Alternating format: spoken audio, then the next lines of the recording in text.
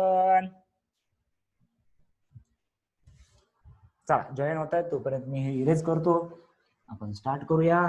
Brand new lecture of mathematics chapter similarity and mathematics नाही mathematics. Okay, so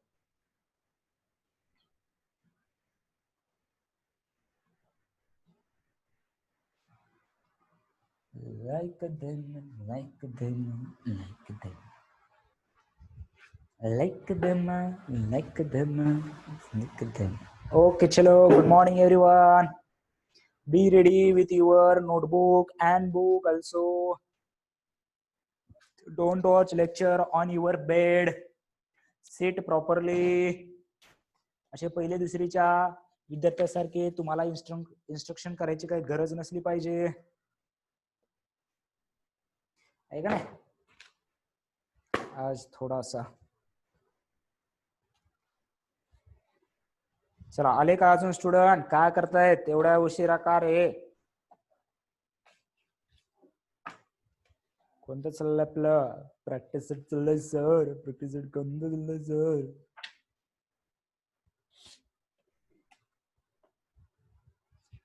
problem set चालला actually. त्याच्यामध्ये 6th problem पाहायचा आपल्याला. 6th problem.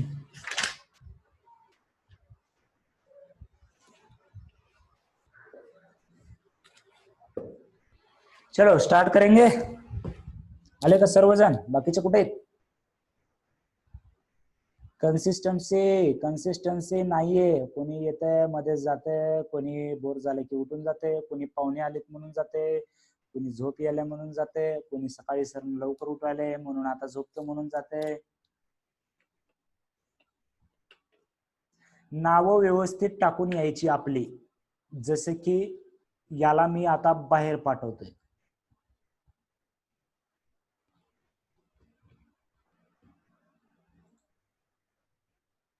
पहा आपल्याकडे एक फुल नावाचा एक विद्यार्थी आलाय. फुल, बरोबर आहे का नाही?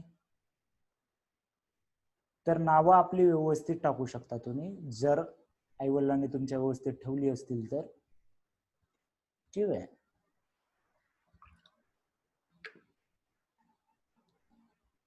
कारण जरा बरं पडतं.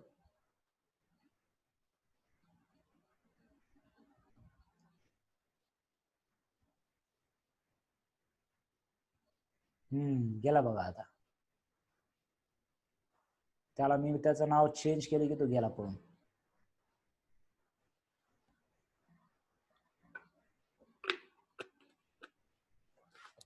ओके, पहा लक्ष द्या.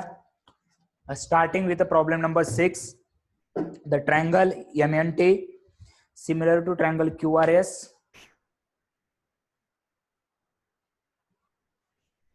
A triangle MNT similar to triangle QRS. Question number 6 आहे. डायग्राम आपल्याला दिलेले नाहीये. MNT पॅरलल टू ट्रायंगल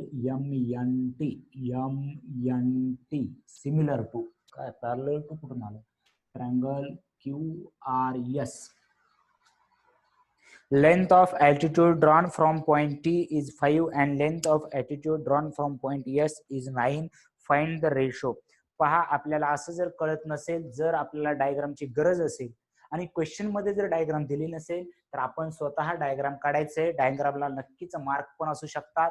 आणि सर्वात महत्वाचं म्हणजे आपल्याला क्वेश्चनचं अंडरस्टँडिंग होईल. आणि जोपर्यंत आपल्याला क्वेश्चन अंडरस्टँड होत नाही तोपर्यंत आपण त्याला अंडरस्टँड होणार नाही. काय बोलले सर? काय बोलले? जर क्वेश्चन जर आपल्याला अंडरस्टँड होत नाही तर तुम्ही क्वेश्चन कसं सॉल्व्ह करणार आहात? म्हणून आपण डायरेक्ट सिमिलर ट्रायंगल आहेत ना कसेही काढा. सर असेच का काढले, असेच का काढले नाही, मला हे साइड जरा वाकडीच काढायची होती, हे साइड जरा मोठीच काढायची होती. No problem. QRS बरोबर आहे. दोन फक्त थोडेफार सिमिलर दिसावेत असे काढा. Length of altitude drawn from point T. Altitude म्हणजे काय असतं पहा, की त्या व्हर्टेक्स पासून बाजूच्या अपोजिट साइडवर परपेंडिक्युलर ड्रॉ केली जाते. आणि कुठून ड्रॉ केली? मग T पासून ड्रॉ केली. तर इथून जर मी परपेंडिक्युलर इकडे ड्रॉ केले, अल्टिट्यूड म्हणजे काय की या वर्टेक्स पासून इथपर्यंत जर आपण अल्टिट्यूड जर ड्रॉ केला तर आपल्याला तो पॉइंट असला पाहिजे आणि याची लेंथ दिली आपल्याला 5. लक्षात आलं का? याची लेंथ दिलेली आहे 5. तर त्याच्यानंतर पहा की length of altitude drawn from point S पासून काढली आणि याची दिलेली आहे आपल्याला 9. आता या दोन पॉइंटला काही नाव द्या. इथे दिले MNR, MNT दिलंय, इथं PQR दिलंय. याला देऊ पॉइंट ए, याला देऊ पॉइंट बी. जे नाव आपल्याला आवडीचे देत आहेत, फक्त डबल नाव नका देऊ फक्त. आता प्रॉब्लेम काय सुरू करायचंय? Find the ratio of triangle MNT and triangle QRS. MNT पहा ट्रायंगल आणि QRS पहा. तर रेशो काढायचा आपल्याला. हे माहिती आहे की हे ट्रायंगल सिमिलर आहेत, दिलेलं आहे. आता ह्याच्यामध्ये डायग्राम काढलाय तर हे लिहायचं गरज नाही, किंवा याच्यामध्ये आपण डायग्राम दिलेले नाही त्याच्यामुळे असं लिहू शकतो की let altitude drawn from point T meet किंवा इंटरसेक्ट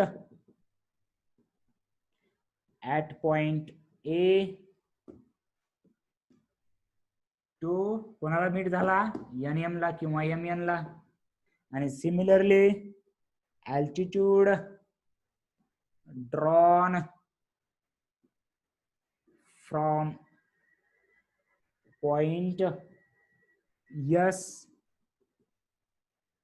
पॉइंट काय घ्यायचं आपल्याला इथे T, intersect at point B घेतलाय हा पॉइंट टू QR. किंवा डायरेक्ट असं लिहू शकता तुम्ही M'(A'(N) आणि Q'(B'(R). दोघांचा अर्थ सेम आहे की एका लाईन वरती आहे. ओके सर, एका लाईन वरती आहेत. मग काय करायचंय? आता एरिया काढायचंय. एरिया काढत असताना आता आपल्याला माहिती आहे की या सिमिलर ट्रायंगलचा एरिया या साइडच्या स्क्वेअरला प्रोपोर्शनल असतो. बट साइडची आपल्याला साइडचा रेशो माहिती नाहीये. पण आपल्याला हे ट्रायंगल, आता जर समजा हे ट्रायंगल घेतले आपण, कोणते ट्रायंगल घ्यायचे आपल्याला? आपल्याला हे माहिती आहे की अँगल पहा काय दिलंय, गिवन काय दिलंय पहा, गिवन काय दिलेलं आहे की triangle MNT similar to triangle QRS. It is given. So we can write angle N congruent आहे कोणासोबत? अँगल कोणासोबत कॉन्ग्रंट असला पाहिजे? R सोबत. इथे काय लिहिणार तुम्ही? Corresponding angles of similar triangle. आणि यांचा जो रेशो आहे, कसा रेशो लिहिणार?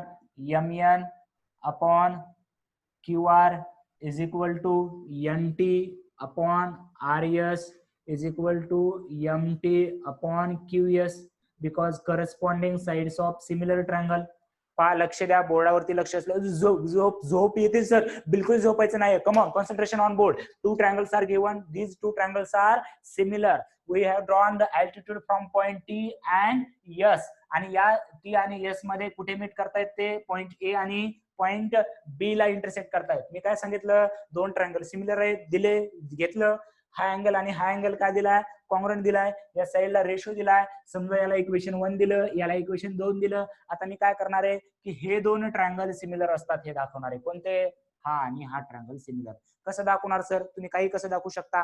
कसं दाखवू शकतो म्हणजे काय की मी इन ट्रायंगल कोणते ट्रायंगल घेणार आहे? ANT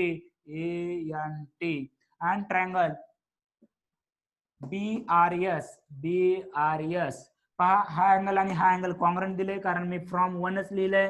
angle N congruent to angle R इथे लिहू शकतो मी डायरेक्ट फ्रॉम 1. आणि इथे हा परपेंडिक्युलर, हा 90 डिग्रीचा, 90 म्हणजे 90 डिग्री आहे. So angle NAT congruent to angle RBS. Angle RBS काय लिहिणार रिझन मी? Each of measure 90 degree. दोन अँगल कॉन्ग्रंट आले बघा, दोन अँगल कॉन्ग्रंट आले. दोन अँगल, या दोन ट्रायंगल मध्ये दोन अँगल कॉन्ग्रंट आले. काय करणार मी सांगा? चला, दोन ट्रायंगल सिमिलर आहेत. By which test? Come on. Energy lose होऊ द्यायची नाही. कुठं गेली शाई? आहे राईट, व्हेरी गुड.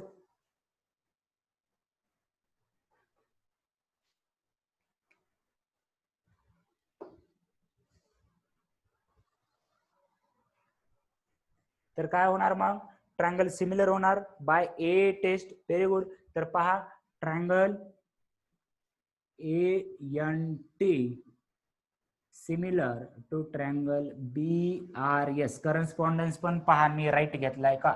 N सोबत R आहे, N सोबत R आहे, त्याच्यानंतर A सोबत B आहे, A सोबत B आहे, right, by a test of similarity. आता जर नवीन लेक्चर आजपासून 2 दिवसापासून जर पाहत असेल तर त्यांना एक नम्र विनंती आहे, रिक्वेस्ट आहे की आधीचे लेक्चर रेकॉर्डेड युट्यूब वरती अपलोड आहेत ते पाहिलं तरच या लेक्चरचा उपयोग आहे. आणि जे आपले विद्यार्थी सहसा तर कंटिन्यूअस आहेत रेग्युलर सर्व, जर कोणी नवीन ऍड झालं असेल तर.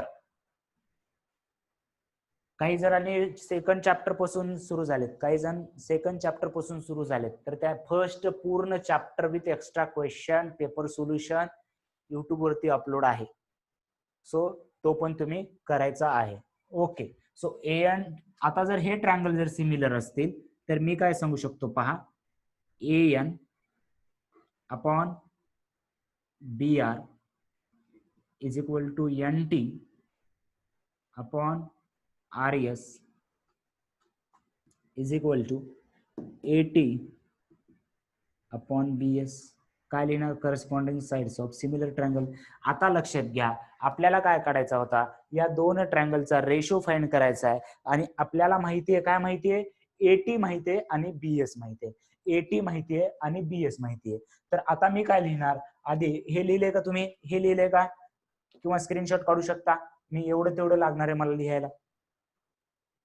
स्क्रीनशॉट काढू शकता.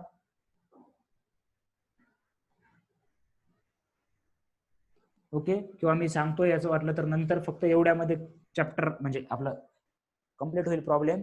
ओके, मी सांगतो. ओके, पहा, लक्ष द्या. तर आता पहा की याच्यामध्ये आता मला दोन ट्रायंगलचा एरिया काढायचा, रेशो काढायचा आहे. तर कशाचं काढायचं आहे मला सांगा? की triangle MNT, area of triangle MNT upon area of triangle काय फाइंड करायचं आहे? QRS फाइंड करायचे. सो इज इक्वल टू काय लिहिणार मी? साइडचा स्क्वेअर. कोणत्या साइड आहेत पहा बरं, कोणते साइड घ्या? NT upon RS. NT upon RS चा स्क्वेअर घेतला. NT अपॉन RS चा स्क्वेअर. कसं घेतलं NT अपॉन RS? कारण या साइड प्रपोर्शन मध्ये आहेत. MN बाय QR चा स्क्वेअर घेऊ शकतो, NT अपॉन RS चा घेऊ शकतो, MT अपॉन QS चा घेऊ शकतो, no problem.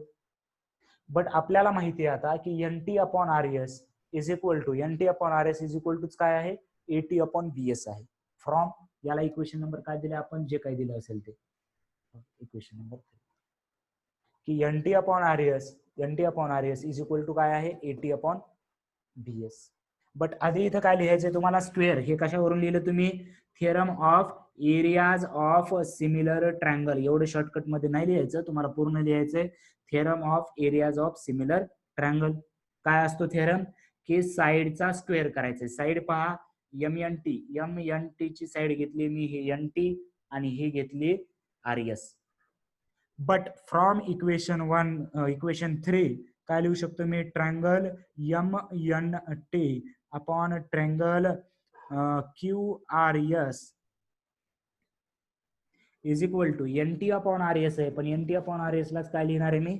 AT upon BS. आणि याचा काय करणार आहे मी? स्क्वेअर. कारण याचा इथे स्क्वेअर होता, मी फक्त मधल्या व्हॅल्यू चेंज केल्यात, त्याचा स्क्वेअरच आहे. त्याच्यानंतरची स्टेप पहा.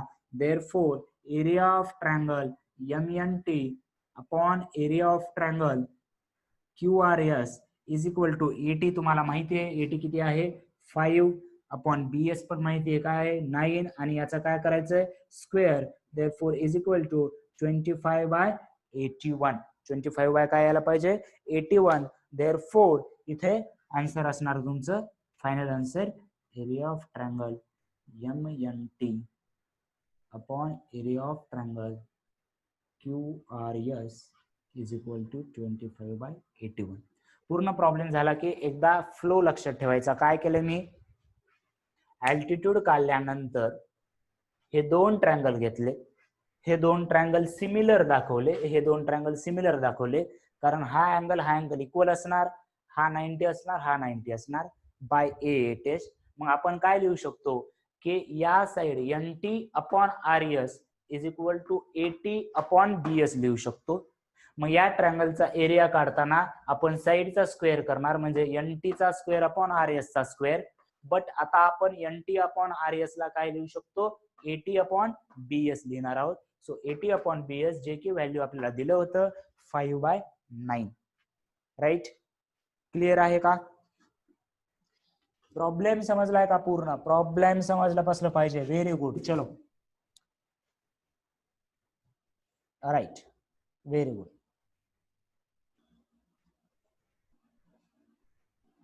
चला लिहून घ्या मग.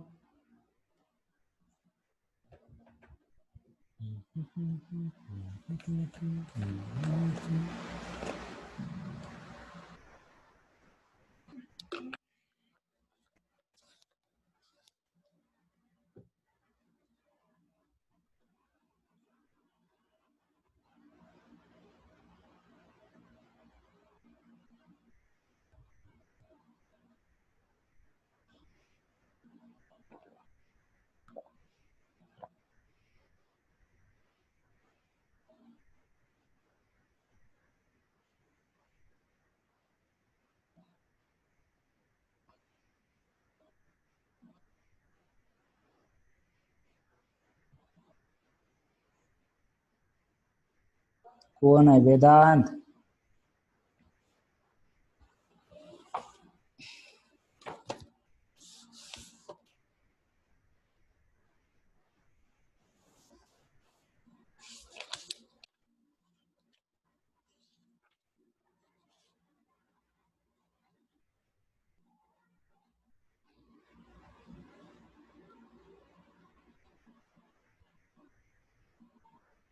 आपली संडेला एक्झाम असणार याच्यावरती. ठीक आहे, संडेला एक्झाम असणार.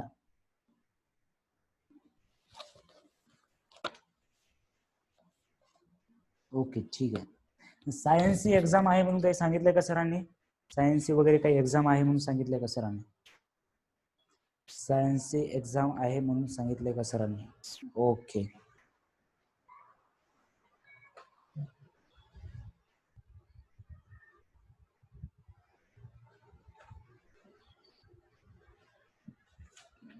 ओके, जस्ट मी विचारतो सरांना, थांबा.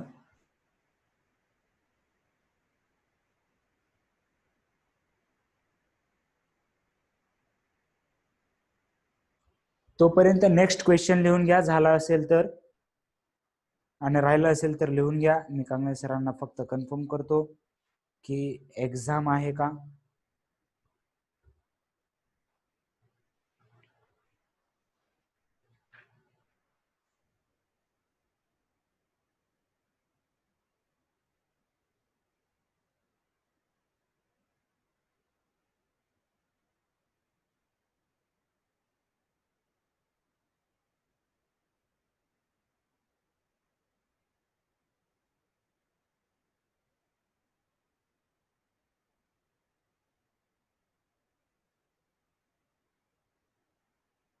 सायन्स एक्झामचे नाहीये, तर आपली मॅथची एक्झाम संडेला असणार. टाइम असणार 8 ते 9 दरवेळेस सारखं.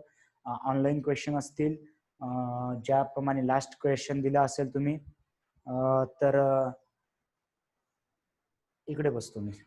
ठीक आहे, काही जणांचं राहिलंय. ओके, ठीक आहे, नो प्रॉब्लेम. तर पहा की ज्याप्रमाणे लास्ट प्रमाणे जे क्वेश्चन तुम्ही ऑनलाईन दिला असाल, ठीक आहे, लास्ट जणांचं काही डबल सबमिट झालं होतं. हो, MCQ आहे सिद्धांत. तर आपल्याला आता असं सिस्टम केले की तुम्हाला एकदा पेपर सबमिट केल्यानंतर डबल पेपर सबमिट करता येणार नाहीये. त्याच्यामुळे व्यवस्थित पहिल्यांदा सबमिट करताना व्यवस्थित करा. काही जर अडचण असेल तर सबमिट करण्यासाठी तर विचारू शकता. ज्याप्रमाणे सांगितलंय की रजिस्ट्रेशन कंपल्सरी आहे, आणि याच्यामध्ये जे काही तुम्हाला फीस बद्दल सांगितलेलं आहे ते पण थोडंसं तुम्ही सिरियसपणे विचार करायचा आहे. खूप दिवस झालेले आहेत, याच्यामध्ये म्हणजे तुम्हाला लक्षात येतं, तुम्हाला काही सांगायची गरज नाही, कारण खूप सारे कर्मचारी पेपर वगैरे पूर्ण लोड आलेला आहे. एकदाच आपण complete after two complete chapter तुम्हाला सांगतोय मी. आणि जेव्हा केव्हा फिजिकल क्लासेस सुरू होतील हेच क्लासेस आपण फिजिकल सुरू करणार आहोत. ओके, 7 प्रॉब्लेम झाला आदित्य, व्हेरी गुड. तर आपण 7 प्रॉब्लेम ट्राय करूया आता. आय थिंक झालं असेल सर्वांचं. हा MCQ एक्झाम असणार आहे याच्यामध्ये. सो 7 प्रॉब्लेम एकदम इझी आहे. आय थिंक आता झालं असेल सर्वांचं की 7 प्रॉब्लेमची डायग्राम किंवा काय जर दिलं आहे पहा, लक्षात घ्या. राहिलं आहे. ओके, चला मी फक्त डायग्राम इरेज केली आहे, बाकीचं ठेवलेलं आहे. तर ट्रायंगल काढलेला आहे. 7 प्रॉब्लेम पहा. ट्रायंगल, अरे बाप, पेन काय मस्त चालायला लागली सर. पेनला काय सांगितलंय नेमकं तुम्ही? पेनला काय सांगितलंय? फीस येणार आहे म्हणून सांगितलंय पेनला. ओके, चलो पहा, लक्ष द्या. अशा प्रकारचे डायग्राम दिलेली आहे. ABC DE हे काढलंय, डी हे आहे ई. तर याच्यामध्ये 5 3x 5 3x आणि हे दिलंय 6.4 minus x 6.4 minus x. Okay, very good, no problem, complete झालं. चलो, तर याच्यामध्ये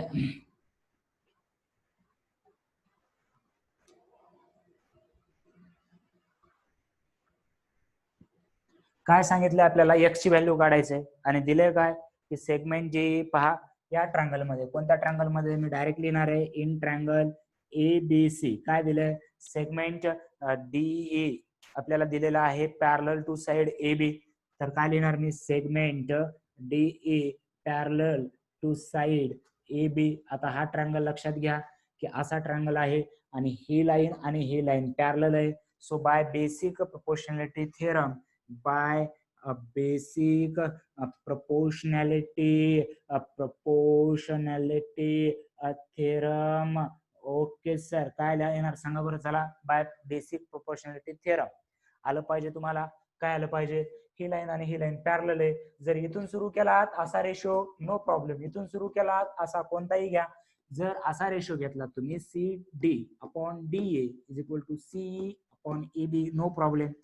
CD upon DA is equal to CE upon AB. आपल्याला सर्व व्हॅल्यू दिलेल्या आहेत. कोणत्या व्हॅल्यू दिलेल्या आहेत? CD काय दिले पहा, CD दिले 3 अपॉन DA किती दिलंय? 5 इज इक्वल टू CE काय दिलंय? 6.4 मायनस x आणि EB किती दिलंय? x. So we have to cross multiply करायचं याला. इकडे येऊन हे 3 इंटू x होणार. इकडे काय होणार पहा, 5 आणि या ब्रॅकेटला मल्टिप्लाय करायचंय दोन्ही याला. लक्षात घ्या, हे 3x इज इक्वल टू हे मल्टिप्लाय करा. इथे किती येतं पहा, हे मायनस 5x. इकडे येऊन काय होणार आहे? 5x होणार आहे. सो 3x plus 5x 8x is equal to 32. x is equal to 32 by 8 किती आलं पहा. तर आपल्याला BE फाइंड करायचंय, म्हणजेच x फाइंड करायचं होतं. Therefore BE is equal to x is equal to, जर युनिट सांगितलं असेल तर युनिट लिहिणं गरजेचं आहे, नसेल तर जर तुम्हाला समजा इन केस EC जर काढायला सांगितलं तर EC किती येते मला काढून सांगायचं. EC जर काढायला सांगितलं तुम्हाला, व्हेरी गुड. कारण काय करणार, 6.4 मायनस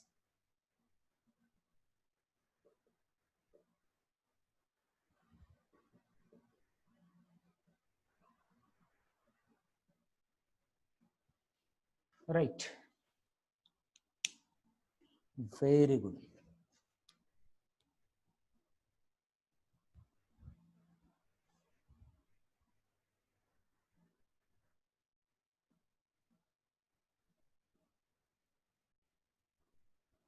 ओके राईट. चला पुढच्या कामाला लागले असतील बरेच जण आता.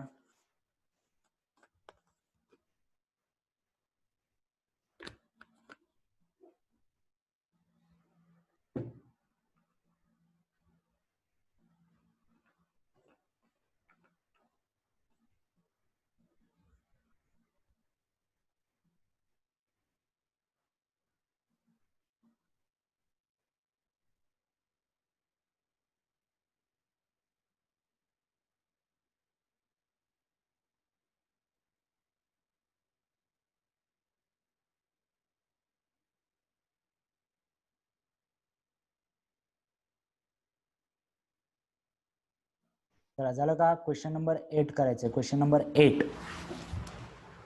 मस्त क्वेश्चन आहे, थोडासा लेंदी आहे असं वाटतंय मला तरी, पण तुमच्यासाठी सोपाच असणार कारण तुम्ही हुशार विद्यार्थी आहात, आहे का नाही.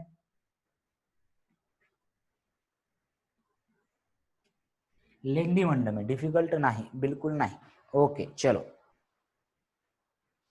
तर लक्ष द्या. Question number 8 in the figure 1.76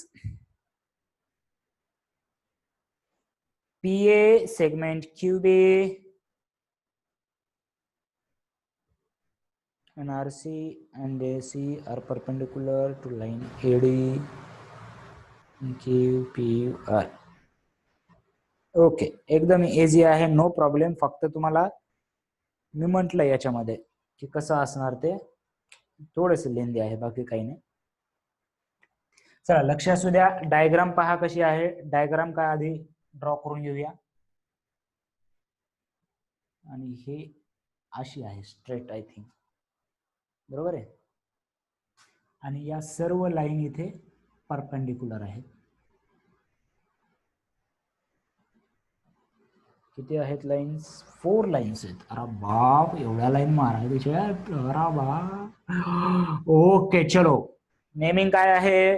P Q R S A B C D. P Q R S A B C. मजा येते सर, आहे का नाही? LKG ला गेल्यासारखं वाटतंय. ओके पहा, लक्ष द्या. त्याच्यामध्ये गिवन काय लिहिणार आहे मी? गिवन काय लिहिणार आहे की कोणत्या कोणत्या व्हॅल्यू दिल्यात पहा. AB इज इक्वल टू 60 दिलाय. AB इज इक्वल टू 60 दिलाय, comma BC is equal to 70 दिलाय. त्याच्यानंतर CD इज इक्वल टू 80 दिलाय. त्याच्यानंतर PS इज इक्वल टू 280 दिलेलं आहे. एवढ्या गोष्टी आपल्याला दिलेल्या आहेत. सो याच्यामध्ये आपण काय करणार आहोत की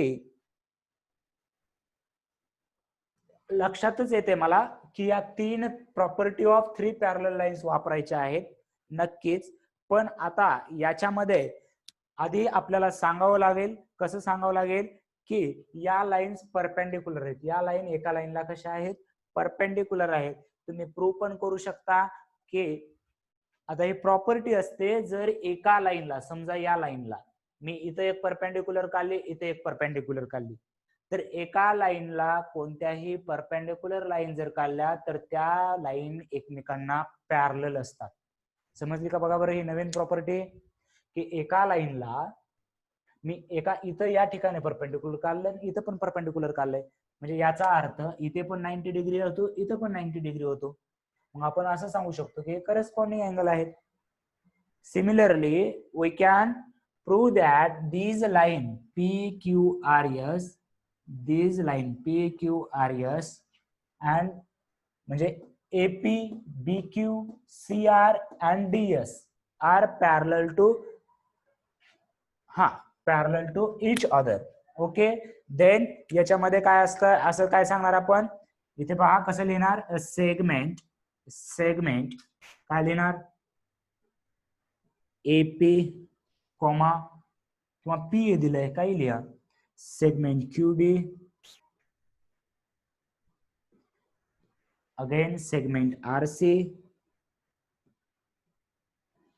and segment SD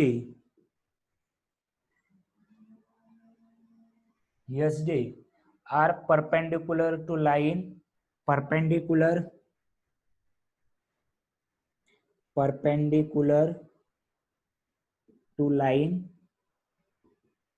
AD.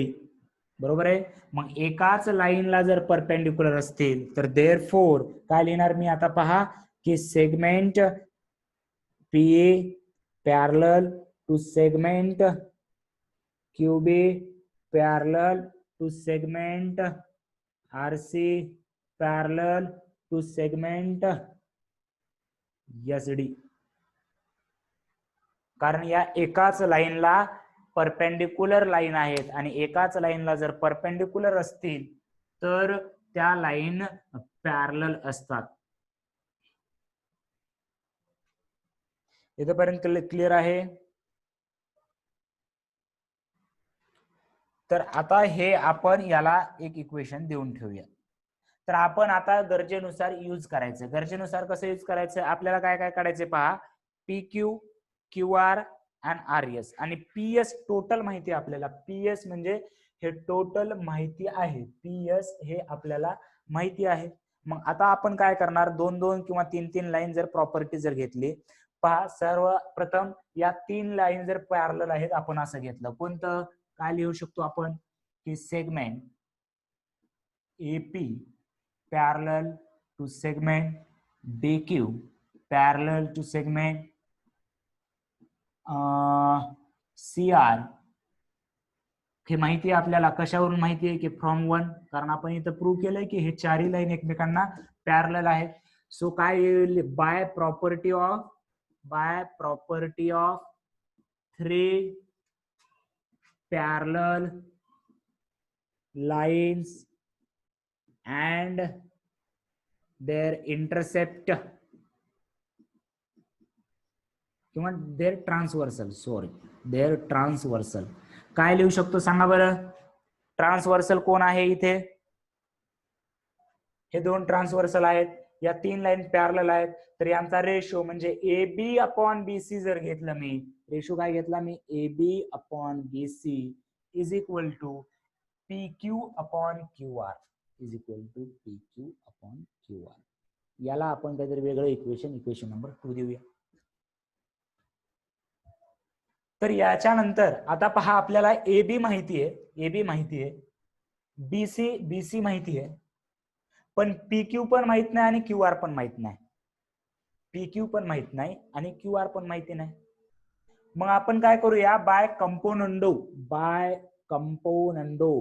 प्रत्येक वेळेस येत आहे सर रेशिओ आणि प्रपोर्शन. काय करायचं सांगा बरं. मी काल सांगितलं होतं जरी चॅप्टर केला नसलं भ्यायची गरज नाहीये.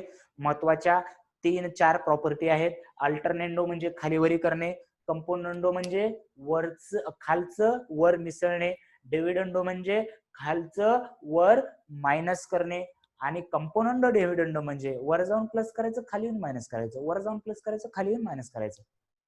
क्लिअर आहे का. मग बाय कंपोनंडो काय यायला पाहिजे मला इथे जर खालचा डिनॉमिनेटर जो आहे तो वरती प्लस करणार सो AB+BC आणि हा जशाच तसा ठेवायचा. जे इकडं केलं तेच इकडं करायचंय म्हणजे PQ+QR upon PR. Very good. आला. कसं येणार मग AB+BC AB+BC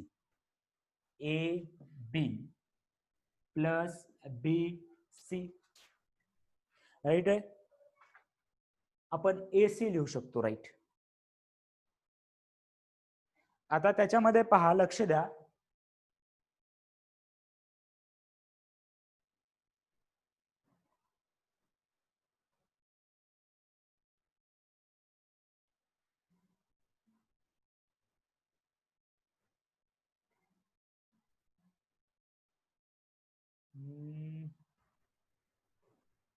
ओके पहा लक्ष द्या की याच्यामध्ये आपण काय लिहिणार आता की AB+BC upon BC is equal to PQ+QR upon PR.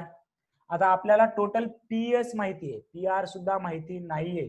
मग आता आपण काय करूया AB+BC AC upon BC is equal to AC upon BC is equal to PQ plus QR काय येणार, इथं काहीतरी झालंय, काहीतरी मिस्टेक झाली, PQ अपॉन QR आपण इथं QR झालं, सॉरी इथं लिहिताना त्याच्यामुळे जरा असं गडबड झाली की इथं QR आहे, खाली PR का लिहिलं माहित नाही मला, इथं QR आहे. सो PQ प्लस QR, इथे वर येणार PR आणि खाली येणार QR.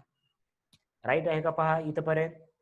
ते 3 पॅरलल लाईन्स, कोणत्या कोणत्या पॅरलल लाईन्स घेतल्या, ही 1, ही 2 आणि ही 3. राईट, क्लिअर आहे का. तर आता लक्षात घ्या की याच्यामध्ये, क्लिअर आहे का इथपर्यंत, हे लिहून घेता का, आता कुठे लिहिणार आपण, हे एवढं लिहून घ्या, एवढं लिहून घ्या, एवढं लिहून घ्या, मला हे इरेज करायचं इथं, ठीक आहे. जस्ट 2 मिनिटांमध्ये लिहून घ्या बरं. मी साईडला बसतोय कारण बऱ्याच जणांना त्रास होतोय माझा, आहे का नाही.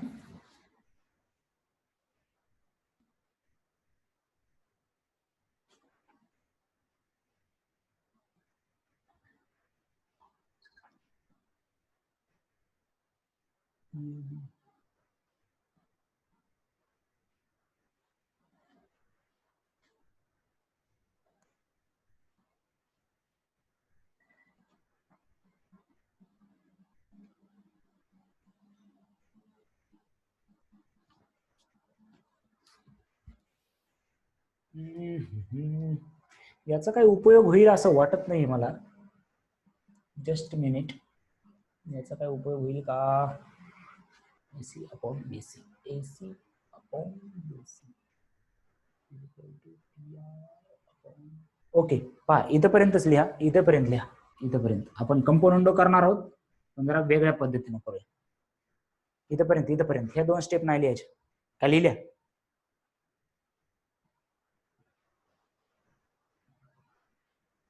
कमेंट बघू दे तुमच्या काय करताय.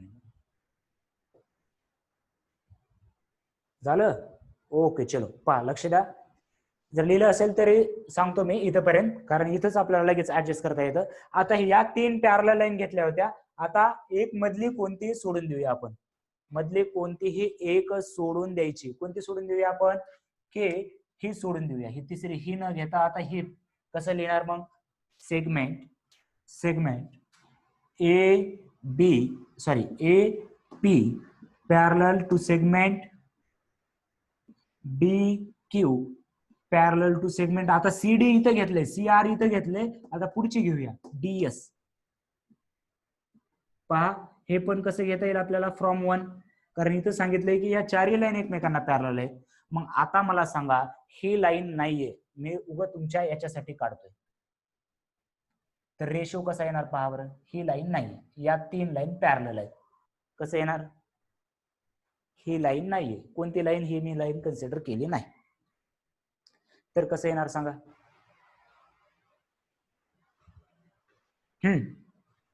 रेशो काय येणार की या line parallel AB to BD, AB to BD, AB to BD is equal to PQ to QS. परत इथे प्रॉपर्टी लिहायचंय, बाय प्रॉपर्टी लिहायला कंटाळा करायचं नाही, ठीक आहे. Theorem 3 parallel lines by property of 3 parallel, sir तुम्हीच कंटाळा करायला, आम्हाला म्हणतो कंटाळा करायचं नाही, तुम्ही 3 पॅरलल शॉर्टकट, कारण जागा वाचवायची आपल्याला. तुम्हाला वाचवायची का, वही पेन भेटते, पप्पांनी कधी अभ्यासाला वही आणून देणार नाही असं सांगितलंय का, पप्पा मोबाईल घेऊन देत आहेत, इंटरनेटचं रिचार्ज मारून देत आहेत, कशासाठी, तर त्याच्यामध्ये आपण कमीपणा नको. मला इथं तुम्हाला समजण्यासाठी थोडंसं शॉर्ट मध्ये लिहू शकतो मी,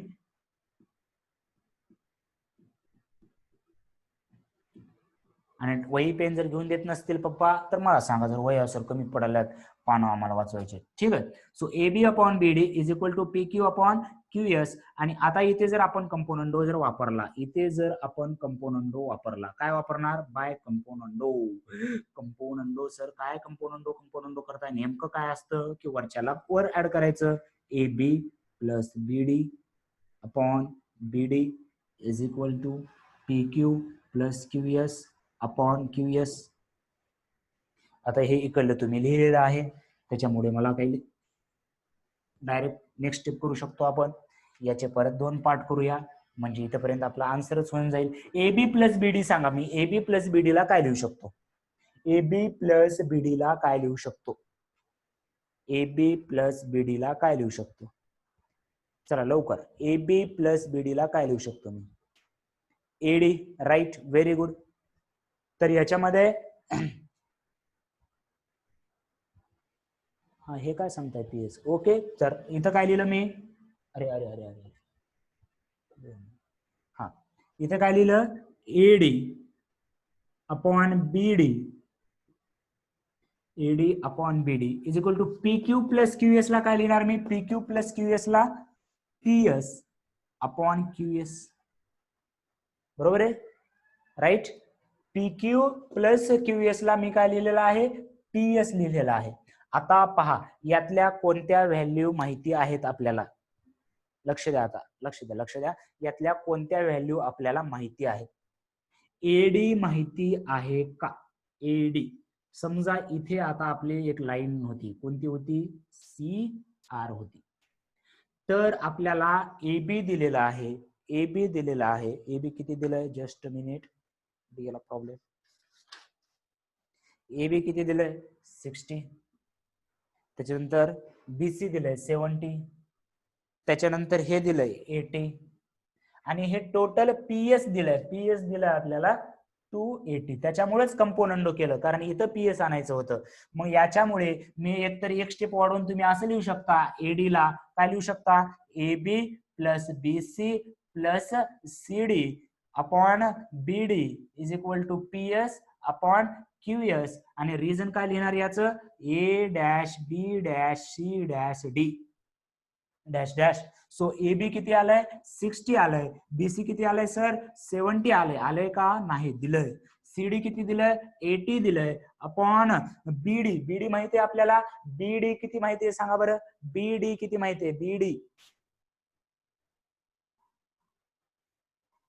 बीडी बीडी 270 नाही. इथं काय आलंय पहा, बीडी आलंय ना. तर बीडी किती आलंय आपलं? बीडी. बीडी ला तुम्ही असं लिहू शकता, बीडी ला वाटलं तर बीसी प्लस सीडी म्हणजे काय? 70 plus 180. Right. So is equal to PS. PS किती दिलंय? 280 अपॉन आपल्याला क्यूएस माहिती नाही. क्यूएस आपल्याला माहिती नाही. क्यूएस आपल्याला माहिती नाही. देअरफॉर हे किती होते पहा? 210 upon 150 is equal to 280 upon QS. हा 0 0 कॅन्सल. 7 ने जर भाग घातला, 3 ने जर भाग घातला तर इथं 7, इथं 5 is equal to 280 upon QS. QS इकडे आणा. क्यूएस इज इक्वल टू काय येते? क्रॉस मल्टिप्लिकेशन करायचंय. 280 इंटू 5 अपॉन 7 हे येणार 4 आणि हे येणार 200. क्यूएस इज इक्वल टू किती आलेला आहे पहा? क्यूएस इज इक्वल टू 200 आलेला आहे.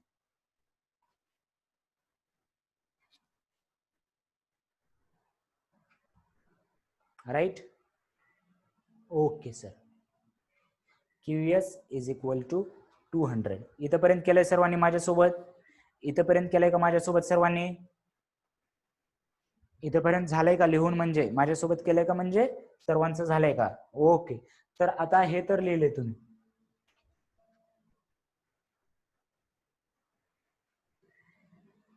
लक्ष द्या. आता जर क्यूएस आलं, आपल्याला काय काय काढायचे पहा? आपल्याला काय काय काढायचंय? आपल्याला काय काढायचंय? की सर्व काढायचे. काय काय? पी क्यू काढायचे. Okay sir. त्याच्यानंतर क्यू आर आणि आर एस काढायचे. क्यू आर आणि आर एस. P Q. आता पहा, याच्यामध्ये मला क्यूएस भेटलंय, याच्यामध्ये मला काय भेटलंय? क्यूएस. इथे लिहितोय मी आता वरच्या बॉक्स मध्ये क्यूएस. आता पहा इथे P S is equal to काय लिहू शकतो मी? P S is equal to P Q plus QS. पहा, बिकॉज काय लिहिणार? कारण पण माझ्याकडे आहे P dash Q dash S. मग पीएस मला माहिती आहे, पीएस आहे 280 is equal to P Q, मला काढायचंय पी क्यू, प्लस क्यूएस, इथं काढलं मी क्यूएस किती आहे 200. सो प्लस 200 इकडे मायनस येणार आणि P Q is equal to किती होणार पहा 80 येणार. P Q is equal to पहिली व्हॅल्यू आली आपल्याला 80. आता कुठं पहिलं आलं सर आणि अवघड नाही म्हणला, अवघड नाही, अवघड वेगळं आणि लेंदी प्रॉब्लेम वेगळा. ज्या वेळेस डिफिकल्ट प्रॉब्लेम आहे तर डिफिकल्ट सांगणार, इथे डिफिकल्ट नाही लेंदी आहे. तुम्हाला लक्षात काय ठेवावं लागेल की पॅरलल लाईन, एकदा या 3 पॅरलल लाईन घेतल्या होत्या आपण आणि दुसऱ्या वेळेस ही पॅरलल लाईन काढून टाकली होती आणि या 3 पॅरलल लाईन घेतल्या आणि त्याच्यावरून आपण कॅल्क्युलेट केलेलं आहे. सो इथे पी क्यू जर 80 आलं, मला जर पी क्यू जर 80 आलं, हे 80 आलंय, आता हे 280 आलंय आणि हे टोटल 200 आहे. आणि याच्यामध्ये मला काय माहिती आहे पहा की पहिलं जे आपण पाहिलं होतं की क्यू आर, पहिलं इक्वेशन इथं काय दिलं होतं मी, इथं इक्वेशन नंबर 1 आपलं सांगा बरं, मी इरेज केलं ऍक्च्युली. इक्वेशन नंबर 1 दिसतंय का, इक्वेशन नंबर 1, इक्वेशन नंबर 1 आता दिसत नाही, P Q upon Q R. Okay, पहा काय आलं होतं आपलं की असं आलं होतं फ्रॉम वन, इथं इक्वेशन नंबर 2 होता ऍक्च्युली, ते काय होतं A B upon B C is equal to P Q upon Q R, असं आलं होतं का पहा. ए बी अपॉन बी सी, किंवा लगेच लिहू शकतो, या 3 लाईन पॅरलल आहेत ना, A B upon B C is equal to P Q upon Q R, त्याच्यात काय अवघड आहे, राईट. सो ए बी आपल्याला आता माहिती आहे 60, बीसी आता माहिती आहे आपल्याला 70, म्हणजे दिलंच होतं, पण आता नवीन काय माहिती झालं आपल्याला, पी क्यू माहिती झालंय किती आहे 80 आहे. आणि आपल्याला क्यू आर काढायचंय, क्रॉस मल्टिप्लिकेशन करा, Q R is equal to हे 70 तिकडे मल्टिप्लाय होणार आणि 60 इकडे डिवाइड होणार, हे 1 0 कटला, हे 2 ने भाग झाला, इथे 3 येणार, इथे 4 येणार. सो 280/3 आलं, क्यू आर किती आलेला आहे 280/3.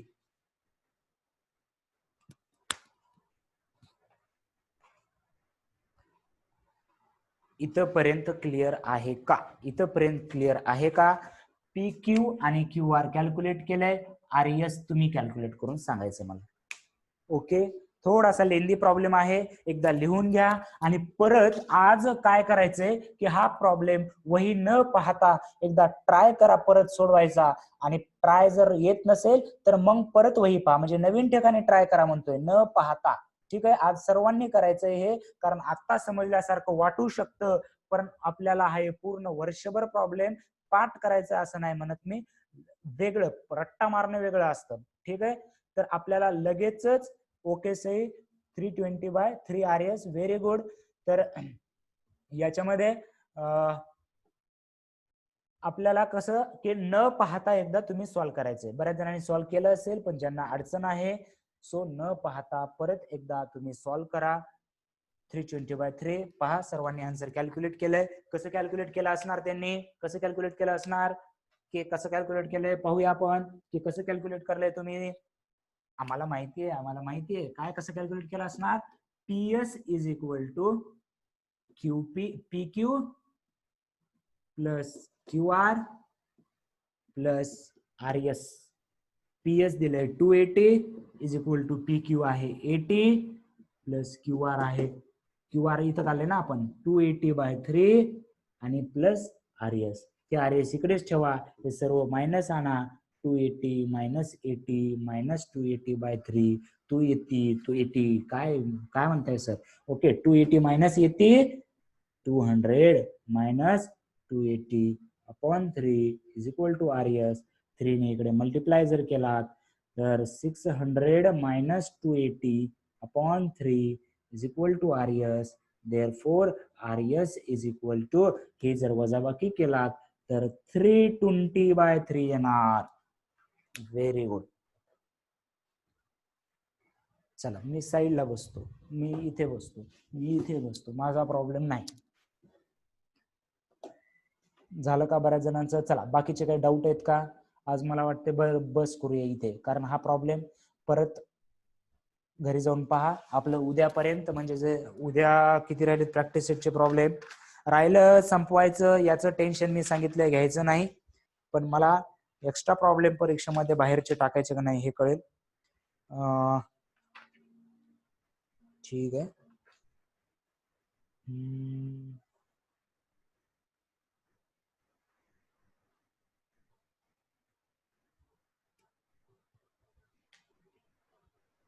मला वाटतंय 9वा तरी प्रॉब्लेम तुम्ही ऍक्टिव्हिटी आहे सॉल्व्ह करू शकता. 9वा प्रॉब्लेम, 9वा आणि 12वी पण ऍक्टिव्हिटी आहे, पण उद्या पाहूया आपण. 9वा तेवढा ट्राय करा, सॉल्व्ह झाला नाही तर मी आहेच नक्कीच. ठीक आहे, तर 9वा सॉल्व्ह करू. फायनल आन्सर दिसत नाहीये. फायनल आन्सर का? फायनल आन्सर थोडस वर आहे बघा की ते 600 - 280/3 आणि हे जर आहे ते फायनल आन्सर 320/3 आहे. आणि फायनल आन्सर कसं लिहायचं? लास्टला आपल्याला सर्व आन्सर एकत्र लिहिले पाहिजेत. कसे लिहायचे सर्व एकत्र? Therefore PQ is equal to 80 दिसतंय, त्याच्यानंतर QR इज इक्वल टू 280/3 आणि RS इज इक्वल टू 320/3.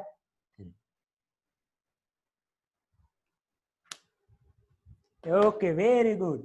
चला, झालं सर्वांचं?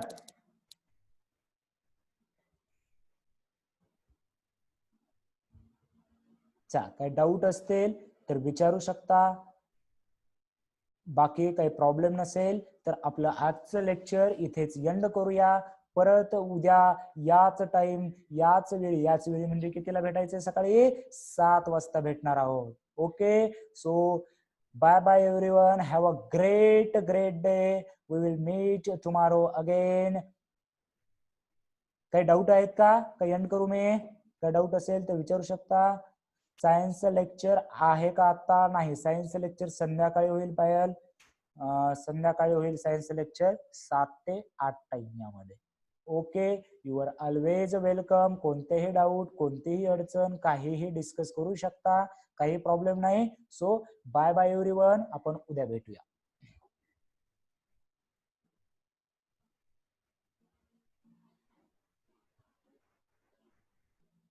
Bye bye bye bye bye bye bye bye.